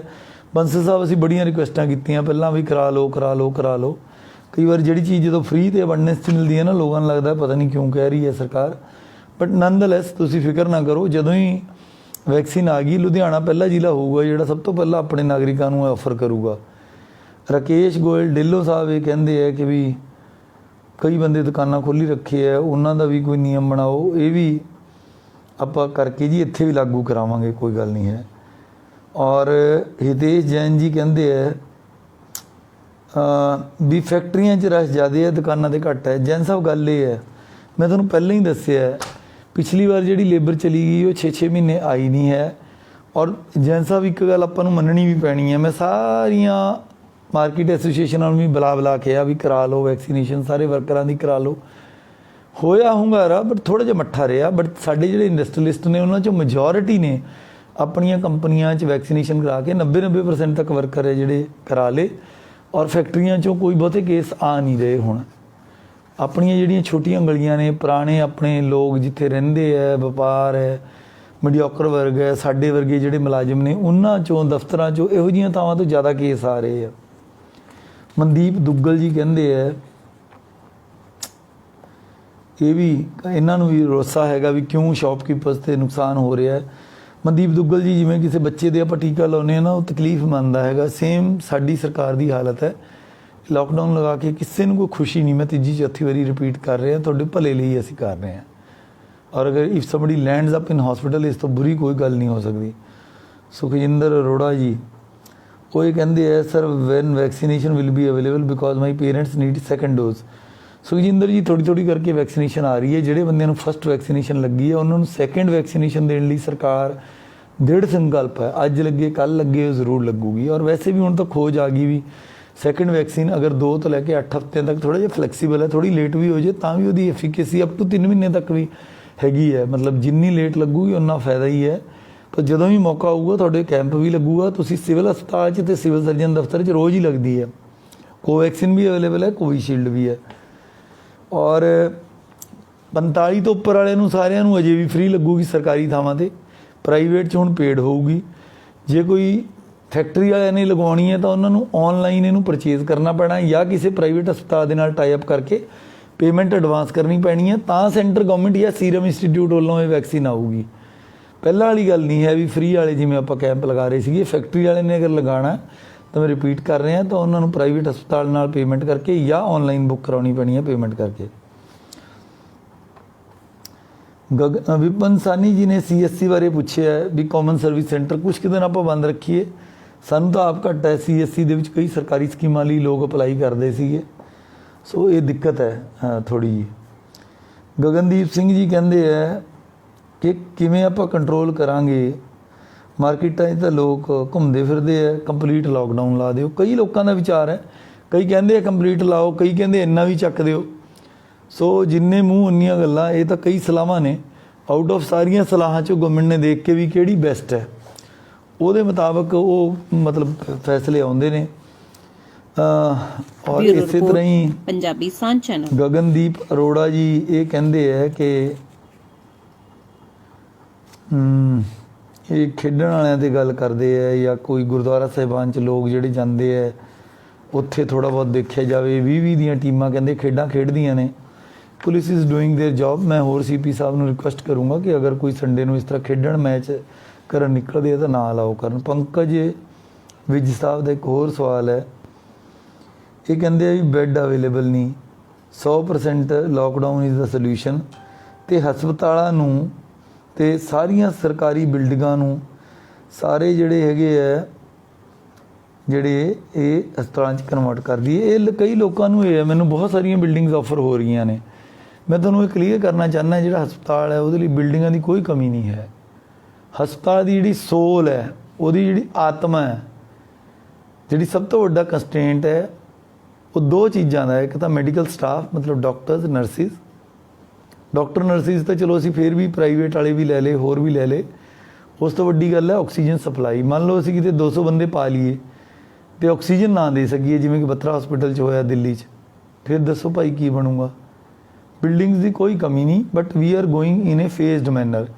ਜਿਵੇਂ ਜਿਵੇਂ ਬੈੱਡਾਂ ਦੀ ਲੋੜ ਪੈ ਰਹੀ ਹੈ, ਅਸੀਂ ਮੰਨ ਲਓ 20 ਥਾਂ 'ਤੇ ਖੰਡਾ ਕੇ ਬਹਿ ਜਾਈਏ, ਔਰ ਉਹੀ ਡਾਕਟਰਸ ਦੇ ਰਿਸੋਰਸਿਸ ਨੇ, ਫਿਰ ਉਹ ਤਾਂ ਆਪਟੀਮਲ ਯੂਟੀਲਾਈਜੇਸ਼ਨ ਨਾ ਹੋਈ। ਪਹਿਲਾਂ ਅਸੀਂ ਸਿਵਲ ਹਸਪੀਟਲ ਭਰਿਆ, 150 ਦੀ ਕਪੈਸਿਟੀ ਸੀ, 110 ਦੇ ਕਰੀਬ ਭਰ ਗਿਆ। ਹੁਣ ਅਸੀਂ ਵਰਧਮਾਨ 'ਚ 25-30 ਮਰੀਜ਼ ਆ ਗਏ, ਉੱਥੇ ਸਾਡਾ MCH ਹੈ, ਹਸਪੀਟਲ ਹੈ, ਉਹਨੂੰ ਭਰਾਂਗੇ। ਉਸ ਤੋਂ ਬਾਅਦ ਸਾਡਾ ਜਵੱਦੀ ਸੈਂਟਰ ਹੈ ਜਿਹੜਾ CSC, ਉੱਥੇ ਅਸੀਂ 70 ਬੈੱਡ ਆਲਰੇਡੀ ਕੋਵਿਡ ਦੇ ਤਿਆਰ ਕਰ ਲਏ, ਉਹਨੂੰ ਚਾਲੂ ਕਰਾਂਗੇ। ਜਦੋਂ ਉਹ ਭਰ ਜਾਏਗਾ ਫਿਰ ਆਪਾਂ ਮੈਰੀਟੋਰੀਅਸ ਸਕੂਲ ਦੇ ਵਿੱਚ ਜਿਹੜਾ ਹੈਗਾ ਤਿਆਰੀ ਕਰ ਲਈ ਹੋਰ 100 ਬੈੱਡਾਂ ਦੀ। So we are going in a phased manner. ਪਹਿਲਾਂ 50-50 ਕਰਾਂਗੇ ਦੋਨੇ ਥਾਵਾਂ 'ਤੇ, ਜਵੱਦੀ ਅਤੇ ਇੱਥੇ। ਔਰ ਜੇ ਫਿਰ ਆਪਾਂ ਨੂੰ ਲੋੜ ਪਈ ਤਾਂ ਜਿਹੜਾ ਆਪਣਾ ਯੂਨੀਵਰਸਿਟੀ ਦੇ ਜਿਹੜੇ ਹੋਸਟਲਸ ਨੇ ਉਹਨਾਂ 'ਚ ਕਮਰਿਆਂ 'ਚ ਬੈੱਡ ਵੀ ਲੱਗੇ ਆ, ਸਾਰਾ ਕੁਝ ਲੱਗਿਆ। ਔਰ ਇਹ ਸਾਰਾ ਕੁਝ ਬਣਾਉਣ ਦੇ ਵਿੱਚ ਅਸੀਂ ਇਹ ਵੀ ਦੇਖਣਾ ਹੁੰਦਾ ਵੀ ਹਸਪਤਾਲ ਦੇ ਨੇੜੇ ਕਿਹੜਾ ਹੈ, ਜਿਵੇਂ ਮੈਰੀਟੋਰੀਅਸ ਸਕੂਲ ਹੈ ਜਾਂ ਜਵੱਦੀ ਹੈ, ਜਾਂ ਜਿਹੜਾ PAU ਦਾ ਜਿਹੜਾ ਹੋਸਟਲਸ ਨੇ ਉਹ ਕਲੋਜ਼ ਪ੍ਰੋਕਸੀਮਿਟੀ 'ਚ ਨੇ। ਮਤਲਬ ਕਿਸੇ ਦੀ ਤਬੀਅਤ ਜ਼ਿਆਦਾ ਵਿਗੜ ਜੇ ਤਾਂ ਉਹਨੂੰ ਸਿਵਲ 'ਚ, CMC 'ਚ ਜਾਂ DMC 'ਚ ਅਸੀਂ ਸ਼ਿਫਟ ਕਰ ਸਕੀਏ। ਔਰ कई लोग ये कहते हैं कि काला बाजारी कहते भी हो रही है वैक्स देखो सैनिटाइज़र की देखो हैंड ग्लव तो सैनिटाइज़र की जी काला बाजारी ਉਹਦਾ टाइम बहुत पिछे लंघ गया जी। कालीए साहब पिछले साल जरूर ये गल्लां सीगीਆਂ ਹੁਣ ਤਾਂ ਜਿਹੜੇ ਬੰਦੇ ਅਲਕੋਹਲ ਦੀਆਂ ਫੈਕਟਰੀਆਂ ਵੀ ਸੀਗੀਆਂ ਉਹ ਵਿਹਲੇ ਬੈਠੇ ਸੀਗੇ ਉਹਨਾਂ ਨੇ ਚੱਕ ਕੇ ਉਹਨੂੰ ਸਾਰਾ ਕਨਵਰਟ ਕਰ ਲਿਆ ਇਹਦੇ 'ਚ। ਸੋ ਬਟ ਫਿਰ ਵੀ ਯੋਰ ਸੁਜੈਸ਼ਨ ਇਜ਼ ਗੁੱਡ। ਮੈਂ ਜਨਰਲ ਡਰੱਗ ਲਾਇਸੈਂਸਿੰਗ ਅਥਾਰਟੀ ਨੂੰ ਕਹੂੰਗਾ ਦੁਬਾਰਾ ਇਹਨੂੰ ਚੈੱਕ ਕਰਨ। ਇਸ ਵੇਲੇ ਜਿਹੜੀ ਕਿੱਲਤ ਹੈ ਉਹ ਹੈਗੀ ਆ ਆਕਸੀਜਨ ਦੀ। ਇਹ ਮੈਂ ਤੁਹਾਡੀ ਗੱਲ ਨਾਲ ਸਹਿਮਤ ਹੈ ਬਟ ਲੁਧਿਆਣੇ 'ਚ ਕੋਈ ਕਿੱਲਤ ਨਹੀਂ ਹੈ। ਦਿੱਲੀ ਵਗੈਰਾ ਹੋਰ ਥਾਵਾਂ 'ਤੇ ਹੋ ਸਕਦੀ ਹੈ ਜੋ ਅਸੀਂ TV 'ਚ ਦੇਖਦੇ ਹਾਂ बट फॉर्चुनेटली हुण तक जो साडा पेशेंट लोड है ਜਾਂ ਸਾਡੀ ਸਰਕਾਰ ਜਿੰਨਾ ਕੁ ਐਫਰਟ ਕਰ ਰਹੀ ਹੈ कुछ ऑक्सीजन बाहरों भी आ रही है कुछ 2 प्लांट वेलटेक और ਜਿਹੜਾ वर्धमान स्पेशल स्टील्स है। अज ਅਸੀਂ स्पेशल ਉਹਨਾਂ ਦਾ ਧੰਨਵਾਦ ਵੀ ਕਰਕੇ ਆਏ ਹਾਂ। लोकल ऑक्सीजन करके साडी डिमांड पूरी होई जा रही है। सो इस करके ਉਹਦੀ ਕਾਲਾਬਾਜ਼ਾਰੀ ਦਾ ਤਾਂ ਨਾ ਬਤਾਊਗੀ। ਇਹ 'ਚ ਮੈਂ ਬੇਨਤੀ ਕਰਦਾ ਕੱਲ 2 ਧਾਰਮਿਕ ਸੰਸਥਾਵਾਂ ਨੇ ਆਨਲਾਈਨ ਪੋਸਟ ਪਾਈ ਕਿ ਅਸੀਂ ਆਕਸੀਜਨ ਦਾ ਲੰਗਰ ਸ਼ੁਰੂ ਕਰ ਰਹੇ ਹਾਂ। ਦੇਖੋ ਲੰਗਰ ਹਰ ਚੀਜ਼ ਦਾ ਚੰਗਾ ਹੁੰਦਾ ਹੈ ਪਰ ਆਕਸੀਜਨ ਦਾ ਲੰਗਰ ਬਿਲਕੁਲ ਠੀਕ ਨਹੀਂ ਹੈ। ਪੰਜਾਬ ਸਰਕਾਰ ਦੀਆਂ ਔਰ ਮੈਡੀਕਲ ਫਰਟਰਨਿਟੀ ਦੀਆਂ ਹਦਾਇਤਾਂ ਨੇ ਜਿਵੇਂ ਸੈਲਫ ਮੈਡੀਕੇਸ਼ਨ ਗਲਤ ਹੈ ਉਸ ਤਰ੍ਹਾਂ ਹੀ ਸੈਲਫ ਆਕਸੀਜਨੇਸ਼ਨ ਗਲਤ ਹੈ। ਅਗਰ ਕੋਈ ਬੰਦੇ ਦਾ ਸਾਹ ਉਖੜ ਰਿਹਾ ਹੈ ਉਹਦੀ ਆਕਸੀਜਨ ਮੇਨਟੇਨ ਨਹੀਂ ਹੋ ਰਹੀ ਉਹਨੂੰ ਸਿਲੰਡਰ ਘਰੇ ਲਗਾਉਣਾ ਬਿਲਕੁਲ ਖਤਰਨਾਕ ਹੈ। ਉਹਦੀ ਹਾਲਤ ਕਦੇ ਵੀ ਖਰਾਬ ਹੋ ਸਕਦੀ ਹੈ। ਉਹਨੂੰ ਨੇੜੇ ਦੇ ਹਸਪਤਾਲ ਆਉਣਾ ਚਾਹੀਦਾ ਹੈ। ਮੇਰਾ ਚੈਲੰਜ ਹੈ ਨੈੱਟ 'ਤੇ ਚੈੱਕ ਕਰਕੇ ਆਓ ਦਾਖਲਾ ਮਿਲੂਗਾ। ਨਹੀਂ ਮਿਲਦਾ ਮੰਨ ਲਓ ਤੁਹਾਨੂੰ ਕਿਤੇ ਨਹੀਂ ਮਿਲਿਆ ਸਿਵਲ ਤਾਂ ਵਰਧਮਾਨ ਤਾਂ ਤੁਹਾਨੂੰ ਮਨਾ ਨਹੀਂ ਨਾ ਕਰਦੇ। ਇੱਕ ਵਾਰੀ ਦਾਖਲ ਹੋ ਜਾਓ ਉੱਥੇ ਅਸੀਂ ਆਕਸੀਜਨ ਤੁਹਾਨੂੰ ਆਫਰ ਕਰਾਂਗੇ। ਫਿਰ ਤੁਹਾਨੂੰ ਲੱਗਦਾ ਵੀ ਤੁਹਾਡੀ ਤਬੀਅਤ ਜ਼ਿਆਦਾ ਵਿਗੜ ਰਹੀ ਹੈ ਤੁਹਾਨੂੰ ਕਿਸੇ ਪ੍ਰਾਈਵੇਟ 'ਚ ਬੈੱਡ ਮਿਲਦਾ ਦੁਬਾਰਾ ਸ਼ਿਫਟ ਕਰ ਦਾਂਗੇ। ਸੋ ਇਹ ਜਿਹੜੀਆਂ ਗੱਲਾਂ ਕਿਸੇ ਦੂਜੇ ਸ਼ਹਿਰਾਂ ਦਾ ਮੈਂ ਨਾਮ ਨਹੀਂ ਲੈਣਾ ਚਾਹੁੰਦਾ ਵੀ ਓਪਨ ਗਲੀਆਂ ਦੇ ਵਿੱਚ ਲੋਕ ਬੈਠੇ ਹੈ ਆਕਸੀਜਨ ਦਾ ਲੰਗਰ ਚੱਲ ਰਿਹਾ ਕੁਰਸੀਆਂ 'ਤੇ ਬੈਠੇ ਹੈ ਆਕਸੀਜਨ ਲੈ ਰਹੇ ਹੈ that is not ideal situation. ਇਹ ਤਾਂ ਇੱਕ ਮਾਨਵਤਾ ਦੇ ਅਗੇਂਸਟ ਗੱਲ ਹੈ ਵੀ ਉਹ ਬੰਦਿਆਂ ਨੂੰ ਜਿਹੜੇ ਨੂੰ ਬੈੱਡ 'ਚ ਪਿਆ ਹੋਣਾ ਚਾਹੀਦਾ ਸੀ ਬਿਮਾਰਾਂ ਨੂੰ ਉਹ ਮਜਬੂਰ ਨੇ ਕਿ ਵੀ ਕਾਰਾਂ 'ਚ ਬੈਠ ਕੇ ਆਕਸੀਜਨ ਲੈ ਰਹੇ ਹਾਂ। ਕੀ ਆਪਾਂ ਆਪਣੇ ਸ਼ਹਿਰ ਦੀ ਉਹ ਹਾਲਤ ਕਰਨਾ ਚਾਹੁੰਦੇ ਹਾਂ। ਜੇ ਇਸ ਤਰ੍ਹਾਂ ਦੇ ਪ੍ਰੋਗਰਾਮ ਲੋਕਾਂ ਨੇ ਸ਼ੁਰੂ ਕਰਤੇ ਜੇ ਮੰਨ ਲਓ ਸਾਡੇ ਸ਼ਹਿਰ ਦਾ 1000 ਸਿਲੰਡਰ ਵੀ ਇਸ ਕੰਮ 'ਚ ਲੱਗ ਗਿਆ ਆ ਜਿਹੜੀ ਸੋ ਕਾਲਡ ਸੇਵਾ ਹੈ ਸਾਡੇ ਕੋਲ ਕੁੱਲ ਹੀ 3600 ਦੇ ਕਰੀਬ ਸਿਲੰਡਰ ਸਰਕੂਲੇਸ਼ਨ 'ਚ ਔਰ 3600 ਦਾ ਹੀ ਰੋਜ਼ ਲੱਗਦਾ ਹੈ ਰੋਜ਼ ਭਰਦਾ ਹੈ। 1800 ਸਵੇਰ ਸਪਲਾਈ ਕਰਦੇ ਹਾਂ ਭਰਦਾ ਹੈ ਫਿਰ 1800 ਫਿਰ ਸ਼ਾਮ ਨੂੰ ਕਰਦੇ ਹਾਂ। ਜੇ ਚੋਂ 500 1000 ਸਿਲੰਡਰ ਇੱਧਰ ਉੱਧਰ ਸੇਵਾ ਦੇ ਨਾਮ 'ਤੇ ਤੁਸੀਂ ਕੱਢ ਲਿਆ ਜਿਹੜੇ ਅਸਲ ਬੰਦੇ ਹਸਪਤਾਲ 'ਚ ਪਏ ਆ ਉਹਨਾਂ ਨੂੰ ਆਕਸੀਜਨ ਦੇ ਸਿਲੰਡਰ ਕਿੱਥੋਂ ਮਿਲਣਗੇ ਤੁਸੀਂ ਮੈਨੂੰ ਗੱਲ ਦਾ ਜਵਾਬ ਦਿਓ। ਇੱਕ ਆਪਣੇ ਲੋਕਾਂ 'ਚ ਹੋਰਡਿੰਗ ਇਹਨੂੰ ਅੰਗਰੇਜ਼ੀ ਦਾ ਸ਼ਬਦ ਹੈ ਜਿਹਨੂੰ ਸੰਚੇ ਕਰਨ ਦੀ ਹਿੰਦੀ 'ਚ ਕਹਿੰਦੇ ਆ ਜਾਂ ਇੱਕ ਇਕੱਠਾ ਕਰਕੇ ਰੱਖਣ ਦੀ ਇੱਕ ਬੜੀ ਪ੍ਰਵਿਰਤੀ ਹੈ। ਜੇ ਕਿਸੇ ਬੰਦੇ ਨੇ ਘਰੇ ਆਕਸੀਜਨੇਸ਼ਨ ਦਾ ਸਿਲੰਡਰ ਲੈ ਗਿਆ ਇੱਕ ਤਾਂ ਉਹ ਮਰੀਜ਼ ਦਾ ਖਤਰਾ ਵੀ ਰਾਤ ਨੂੰ ਕੋਈ ਪਤਾ ਨਹੀਂ ਕਦੋਂ ਡਿੱਗ ਪਵੇ ਕਿਉਂਕਿ ਡਾਕਟਰ ਦੇ ਅੰਡਰ ਕੇਅਰ ਨਹੀਂ ਹੈਗਾ। ਦੂਜੀ ਇਹ ਗੱਲ ਉਹ ਸਿਲੰਡਰ ਮੰਨ ਲਓ 10 ਦਿਨ ਘਰੇ ਪਿਆ ਰਹਿ ਗਿਆ ਇੰਨੀ ਦੇਰ ਨੂੰ ਤਾਂ 10 ਦਿਨ 'ਚ ਉਹਨੇ 10 ਵਾਰੀ ਘੁੰਮ ਕੇ 10 ਮਰੀਜ਼ਾਂ ਦੀ ਜਾਨ ਬਚਾ ਦੇਣੀ ਸੀ। ਜਿੱਦਾਂ ਪੁਰਾਣੇ ਜ਼ਮਾਨੇ 'ਚ ਲੋਕ ਸਿੱਕੇ ਕੁੱਜਿਆਂ 'ਚ ਪਾ ਕੇ ਬੰਦ ਕਰਕੇ ਰੱਖ ਦਿੰਦੇ ਫਿਰ ਉਹ ਮਨੀ ਸਰਕੂਲੇਸ਼ਨ 'ਚ ਨਹੀਂ ਸੀ ਆਉਂਦਾ ਦੇਸ਼ ਦੀ ਅਰਥਚਾਰਾ ਨਹੀਂ ਸੀ ਵੱਧਦਾ ਫਿਰ ਬੈਂਕ ਸ਼ੁਰੂ ਕੀਤੇ ਗਏ। ਆ ਜਿਹੜੇ ਕਾਮਨ ਪੂਲ ਹੈ ਸਿਲੰਡਰ ਦਾ ਜਿਹੜੀ ਐਡਮਿਨਿਸਟ੍ਰੇਸ਼ਨ ਘੁਮਾ ਰਹੀ ਹੈ ਸਿਲੰਡਰਾਂ ਨੂੰ ਸਾਰੇ ਇਕੱਠੇ ਕਰ ਕਰਕੇ ਇੰਡਸਟਰੀ ਤੋਂ ਜਾਂ ਅਦਰਵਾਈਜ਼ ਇਹ ਸਾਰਾ ਤੁਹਾਡਾ ਬੈਂਕ ਹੈ। ਇਹ ਸਾਰੇ ਘੁੰਮ ਰਹੇ ਹੈ ਤੁਹਾਡੇ ਜਿੰਨੇ ਮਰੀਜ਼ ਹਸਪਤਾਲਾਂ 'ਚ ਦਾਖਲ ਨੇ ਇਹ ਸਾਈਕਲ ਬਣਿਆ ਹੋਇਆ ਅਸੀਂ ਰੋਜ਼ ਭਰਦੇ ਹਾਂ ਭੇਜਦੇ ਹਾਂ। ਤੁਸੀਂ ਦੱਸੋ ਆਪਣੇ ਕਿਸੇ ਹਸਪੀਟਲ 'ਚ ਦੇਖੋ ਪਰਮਾਤਮਾ ਦੇ ਹੱਥ ਹੈ ਜੂਨ ਮੌਤ ਸਾਰਾ ਉਹਦੇ ਹੱਥ ਹੈਗਾ ਜਿੰਨੇ ਸਵਾਸ ਦਿੱਤੇ ਆ ਪਰਮਾਤਮਾ ਨੇ ਦੇਣੇ। ਬਟ ਅੱਜ ਤੱਕ ਤੁਸੀਂ ਦੱਸੋ ਵੀ ਲੁਧਿਆਣੇ 'ਚ ਕੋਈ ਇਸ ਤਰ੍ਹਾਂ ਹੋਇਆ ਵੀ ਆਕਸੀਜਨ ਨਾ ਮਿਲਣ ਕਰਕੇ ਕਿਸੇ ਦੀ ਜਾਨ ਗਈ ਹੋਵੇ। ਪਰਮਾਤਮਾ ਨਾ ਕਰੇ ਐਸਾ ਹੋਵੇ। ਮਤਲਬ ਜੇ ਇਸ ਤਰ੍ਹਾਂ ਦੇ ਕੰਮ ਕਰਕੇ ਵੀ ਇਸ ਤਰ੍ਹਾਂ ਦਾ out of that way NGO ਕੋਈ ਕੱਢੇ ਜਾਂ ਕੋਈ ਧਾਰਮਿਕ ਸੰਸਥਾ ਕੱਢੇ ਔਰ ਇਹ ਕਲੇਮ ਕਰੇ ਵੀ ਅਸੀਂ ਇਸ ਚੀਜ਼ ਦਾ ਕਰਨਾ it is not A good practice. ਜਦ ਤੱਕ ਸਾਡਾ ਸਿਸਟਮ ਇਹ ਅਲਾਓ ਕਰਦਾ ਹੈ ਅਸੀਂ ਆਪਦੇ ਪੇਸ਼ੈਂਟਸ ਨੂੰ ਬੈੱਡ ਦਈਏ ਹਸਪਤਾਲ ਦੀ ਛੱਤ ਉਹਦੇ ਸਿਰ 'ਤੇ ਹੋਵੇ ਉਹਨੂੰ ਆਕਸੀਜਨ ਦੀ ਲੋੜ ਹੈ ਅੰਡਰ ਡਾਕਟਰ ਜਾਂ ਨਰਸ ਦੀ ਸੁਪਰਵਿਜ਼ਨ ਉਹਦੀ ਆਕਸੀਜਨ ਲੱਗੇ ਔਰ ਸਿਰਫ ਰੀਸੋ ਰੀਸੀ ਵੀ ਦੂਜੇ ਸਟੇਟ ਨੇ ਕਰ ਲਿਆ ਵੀ ਇਹ ਫੈਡ ਹੈ ਫੈਸ਼ਨ ਹੈ ਆਪਾਂ ਵੀ ਕਰਨ ਲੱਗ ਜਾਈਏ it is not A good trend. ਉਸ ਸਟੇਟਾਂ ਜਿਹੜਿਆਂ 'ਚ ਹੋ ਰਿਹਾ ਉੱਥੇ ਤਾਂ ਬਿਲਕੁਲ ਹੀ ਸਿਸਟਮ ਟੁੱਟ ਗਿਆ। ਹਸਪਤਾਲ ਮਰੀਜ਼ਾਂ ਦੇ ਰਿਸ਼ਤੇਦਾਰ ਕੰਧਿਆਂ 'ਤੇ ਰੱਖ ਕੇ ਸਿਲੰਡਰ ਆਕਸੀਜਨ ਫੈਕਟਰੀਆਂ ਦੇ ਬਾਹਰ ਤੁਰੇ ਫਿਰਦੇ ਨੇ। ਤੁਸੀਂ ਦੱਸੋ ਲੁਧਿਆਣੇ 'ਚ ਇੱਦਾਂ ਹੈਗਾ? ਕਿਰਪਾ ਕਰਕੇ ਇਸ ਤਰ੍ਹਾਂ ਦੀ ਕਾਰਵਾਈ ਨਾ ਕਰੋ। ਜੇ ਇੱਦਾਂ ਆਪਾਂ ਕਰਨ ਲੱਗ ਗਏ ਨਾ ਪੂਰਾ ਸਿਸਟਮ ਟੁੱਟ ਜੂਗਾ ਘਰਾਂ 'ਚ ਸਿਲੰਡਰ ਚਲੇ ਜਾਣਗੇ ਜਿਹੜੇ ਅਸਲ ਬੰਦਿਆਂ ਨੂੰ ਲੋੜ ਹੈ ਹਸਪਤਾਲਾਂ 'ਚ ਲੋਕਾਂ ਨੂੰ ਕਮੀ ਆ ਜਾਊਗੀ ਔਰ ਅਸੀਂ ਅਲਾਓ ਨਹੀਂ ਕਰਾਂਗੇ। ਇਹਦੇ ਲਈ ਸਖਤੀ ਵੀ ਕਰ ਰਹੇ ਹਾਂ। ਇੱਕ ਵੀ ਸਿਲੰਡਰ ਲੁਧਿਆਣੇ ਦਾ ਬਾਹਰ ਨਹੀਂ ਜਾ ਰਿਹਾ। ਪੁਲਿਸ ਵੀ ਦਿਨ ਰਾਤ ਤਤਪਰ ਹੈ ਐਕਸਾਈਜ਼ ਮਹਿਕਮੇ ਨੂੰ ਵੀ ਲਾਇਆ ਹੋਇਆ ਗਲਾਡਾ ਵੀ ਪੂਰਾ ਲੱਗਿਆ ਹੋਇਆ ਸਾਡੇ ADC general, ADC development, deputy director local government, 2-3 SDM ਸਮਰਾਲੇ ਨੂੰ ਵੀ ਅਸੀਂ ਇਸ ਕੰਮ ਚਲਾਇਆ, ਐਸਡੀਐਮ ਜਗਰਾਉਂ ਨੂੰ ਵੀ ਇਕੱਲੇ ਮਤਲਬ ਅਖੀਰਲੇ 3-4 ਮਿੰਟ ਮੈਂ ਇਕੱਲੀ ਆਕਸੀਜਨ ਤੇ ਬੋਲਿਆ।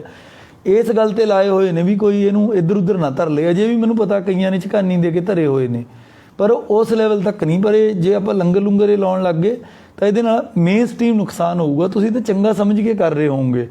ਸੋ ਅਗਰ ਇਸ ਤਰ੍ਹਾਂ ਦਾ ਮੀਡੀਆ 'ਚ ਕੋਈ ਪੋਸਟ ਕਰਦਾ ਹੈ, ਪੰਜਾਬ ਸਰਕਾਰ ਦੀ ਇੱਕ ਚਿੱਠੀ ਵੀ ਮੈਂ ਸਾਰਿਆਂ ਨਾਲ ਸ਼ੇਅਰ ਕੀਤੀ ਹੈ, ਮੈਂ ਡੀਪੀਆਰਓ ਸਾਹਿਬ ਨੂੰ ਵੀ ਦਊਂਗਾ ਕਿ ਖੁਦ ਆਕਸੀਜਨੇਸ਼ਨ ਕਰਨਾ ਜਾਂ ਇਸ ਤਰ੍ਹਾਂ ਲੋਕਾਂ ਨੂੰ ਪ੍ਰੋਤਸਾਹਿਤ ਕਰਨਾ ਇਹ ਅਨਸਾਇੰਟੀਫਿਕ ਹੈ ਔਰ ਮੈਡੀਕਲ ਸਾਇੰਸ ਦੇ ਵਿਰੁੱਧ ਹੈ।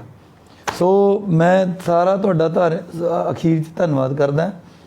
ਇਹ ਕਾਫੀ ਅੱਜ ਲੰਬਾ ਚੱਲ ਗਿਆ। ਅਖੀਰ 'ਚ ਇੱਕ ਸਵਾਲ ਆਇਆ ਵੀ ਕਪੂਰ ਹਸਪਤਾਲ ਨੂੰ ਬਣਾ ਲਓ ਜੀ, ਦੁਬਾਰਾ ਤੋਂ ਚਲਾ ਲਓ। ਦੇਖੋ ਬਿਲਡਿੰਗਸ ਦੀ ਸਾਡੇ ਕੋਲ ਕਮੀ ਨਹੀਂ, ਬਿਲਡਿੰਗਸ ਤਾਂ ਨਵੀਆਂ ਨਕੋਰ ਪਈਆਂ ਨੇ। ਕਪੂਰ ਹਸਪਤਾਲ ਤਾਂ ਕਦੋਂ ਦਾ ਅਨਸੇਫ ਹੋ ਗਈ ਸੀ ਬਿਲਡਿੰਗ, ਲੋਕਾਂ ਦੇ ਮਨਾਂ 'ਚ ਇਹ ਆ ਕਾਫੀ ਪੁਰਾਣੀ ਬਿਲਡਿੰਗ ਆ, ਅੰਦਰ ਜੰਗਲ ਉੱਗਿਆ ਖੜਿਆ। ਉਹਦੇ ਨਾਲ ਤਾਂ ਨਵੀਆਂ ਬਿਲਡਿੰਗਾਂ ਆਪਣੇ ਕੋਲ ਪਈਆਂ ਨੇ। ਪਰ ਅਜੇ ਜਦੋਂ ਉਹ ਭਰ ਜੇਗੀ, ਉਹ ਹਾਲਤ ਆਏਗੀ, ਪਹਿਲਾਂ ਜਵੱਦੀ, ਵਰਧਮਾਨ ਭਰ ਗਏ, ਫਿਰ ਅਸੀਂ ਸ਼ੁਰੂ ਕਰਾਂਗੇ ਜਿਵੇਂ ਮੈਰੀਟੋਰੀਅਸ, ਫਿਰ ਜਾ ਕੇ ਨੌਬਤ ਆਊਗੀ, ਫਿਰ ਅਸੀਂ ਪੀਏਯੂ ਦੇ ਵਿੱਚ ਜਾਵਾਂਗੇ। ਫਿਰ ਕੁਲਾਰ ਹਸਪਤਾਲ ਸਾਡੇ ਕੋਲ ਪਿਆ। ਸੋ ਬਿਲਡਿੰਗਾਂ ਦੀ ਕਮੀ ਨਹੀਂ। ਜੇ ਕਿਸੇ ਨੇ ਕੰਟਰੀਬਿਊਟ ਕਰਨਾ ਹੈ ਤਾਂ ਸਾਨੂੰ ਆਕਸੀਜਨ ਕਨਸਨਟ੍ਰੇਟਰਸ ਦੀ ਲੋੜ ਹੈ। ਜੋ ਕੋਈ ਖਾਲੀ ਸਿਲੰਡਰ ਕਿਸੇ ਕੋਲ ਪਏ ਆ ਉਹ ਸਾਨੂੰ ਦਿਓ। ਇਸ ਤਰ੍ਹਾਂ ਦੀਆਂ ਚੀਜ਼ਾਂ ਦੀ ਲੋੜ ਹੈ। ਇੱਟਾਂ ਗਾਰਾਂ ਪੱਥਰਾਂ ਦੀ ਬਣੀਆਂ ਬਿਲਡਿੰਗਾਂ ਦੀ ਕੋਈ ਕਮੀ ਨਹੀਂ ਹੈਗੀ ਪਹਿਲਾਂ ਹੀ। ਜਾਂ ਕੋਈ ਵਲੰਟੀਅਰ ਕਰਨਾ ਚਾਹੁੰਦਾ ਹੈ, ਰਿਟਾਇਰਡ ਡਾਕਟਰ ਹੈ, ਕੋਈ ਇੰਟਰਨ ਨੇ, ਕੋਈ ਨਵੇਂ ਸਿੱਖੇ ਹੋਏ ਬੱਚੇ ਨੇ, ਕਿਸੇ ਨੇ ਮੈਡੀਕਲ ਕੋਰਸ ਕੀਤਾ, ਸਾਡੇ ਕੋਲ ਇਹਨਾਂ ਚੀਜ਼ਾਂ ਦੀ ਕਮੀ ਹੈ। ਜੇ ਕੋਈ ਤਨਖਾਹ ਲੈ ਕੇ ਵੀ ਕੰਮ ਕਰਨਾ ਚਾਹੁੰਦਾ, ਸਿਵਲ ਹਸਪਤਾਲ 'ਚ ਆ ਕੇ ਦੱਸੋ ਸਾਨੂੰ, ਜਿੱਥੇ ਜਿੱਥੇ ਲੋੜ ਹੈ ਉਹਨੂੰ ਜ਼ਰੂਰ ਅਸੀਂ ਭਰਤੀ ਕਰਕੇ ਉੱਥੇ ਸੈਂਟਰ ਸ਼ੁਰੂ ਕਰ ਲਾਂਗੇ। ਧੰਨਵਾਦ। ਮੈਂ ਸਾਰੀਆਂ ਗੱਲਾਂ ਤੁਹਾਨੂੰ ਖੋਲ੍ਹ ਕੇ ਦੱਸੀਆਂ ਨੇ ਕਿਉਂਕਿ ਜਿਵੇਂ ਮੈਂ ਤੁਹਾਨੂੰ ਐਗਜ਼ਾਮਪਲ ਪਹਿਲਾਂ ਦਿੱਤੀ ਸੀ ਵੀ ਜਦੋਂ ਕੋਈ ਜਹਾਜ਼ ਜਾਂ ਕੋਈ ਸਮੁੰਦਰੀ ਜਹਾਜ਼ ਵੀ ਚੱਲਦਾ, ਜਿਹੜਾ ਉਹਨੂੰ ਚਲਾਉਣ ਵਾਲਾ ਚਾਲਕ ਹੈਗਾ ਉਹ ਸਾਰਾ ਕੁਝ ਸ਼ੇਅਰ ਕਰਦਾ ਰਹਿੰਦਾ। ਮੈਂ ਮਨ ਖੋਲ੍ਹ ਕੇ ਸਾਰਾ ਕੁਝ ਤੁਹਾਡੇ ਨਾਲ ਸ਼ੇਅਰ ਕਰ ਲੈਂਦਾ ਹੈਗਾ।